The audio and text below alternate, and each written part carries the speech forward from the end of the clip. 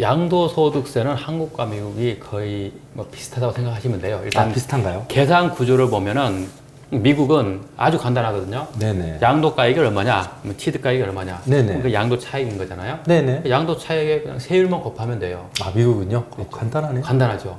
네. 세율을 얼마로 적용할 것인지는 뭐 1년 이내 자산이냐, 1년 이후의 자산이냐, 1년 이상 갖고 있는 자산이냐, 단기 보유 자산이냐, 네. 장기 보유 자산이냐 따라 다른데 네네. 단기 보유 자산인 경우는 그냥 일반 소득세율 그대로 적용하면 되고 소득세율하고 똑같고요. 그렇죠. 한국도 소득세 똑같은 거잖아요. 네네네. 대신 장기 보유한 경우에는 아주 파격적인 세율을 적용해 주는 거죠.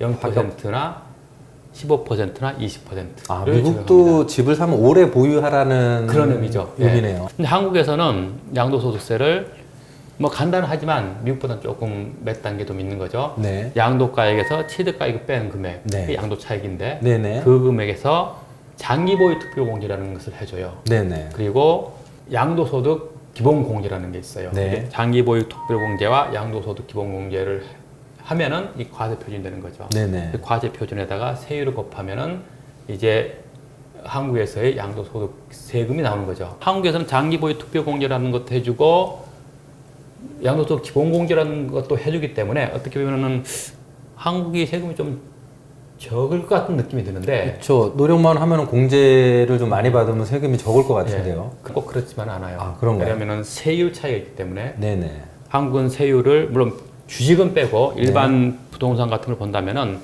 이게 소득세율에 소득세율을 적용해서 과세가 되기 때문에 미국같이 0%나 15%나 20%가 아닌 거죠. 네네. 많게는 42%까지 과세가 되기 때문에 실무에서는 한국에서 낸 세금이 조금 더 많습니다.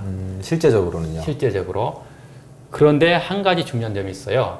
미국에는 한국에 없는 세금이 하나 있는데 그게 뭐냐면은 Net Investment Income Tax라는 게 있어요. 네네. Investment Income, 투자 소득에서 소득. 발생한 소득에 대해서는 세금을 부과하겠다 이런 내용인데 이게 뭐냐면은 이자나 배당, 네. 부동산 임대소득, 양도소득, 뭐 로열티, 우리가 소위 말하는 그냥 불로소득 네네네. 이라 생각하시면 됩니다. 그런 소득이 있으면은 일정 금액을 넘어가면 그러한 인베스트먼트 인컴 플러스 일반적인 소득, 예를 들면 근로소득이나 사업소득 모든 소득을 합해서 일정 금액을 넘어가면 네네. 개인 싱글인 경우에는 20만 불 네. 그리고 부부가 합산인 경우에는 25만 불. 이 기준 금액을 넘어가면은 이 기준 금액을 넘어간 금액의 3.8% 또는 이게 net investment income에 대해서 3.8% 둘 중에 작은 금액에 대해서 net investment income tax를 내게 되죠.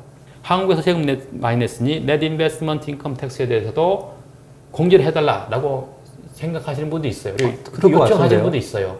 그것은 소득세가 아니거든요. 이 소득에 대한 세금이 아니고 이 net investment income tax라는 별도 세금이기 때문에 미국에서는 외국 납부세 공제 이런 제도 자체를 허용하지 않습니다. 결국은 그건 별도의 세금이다.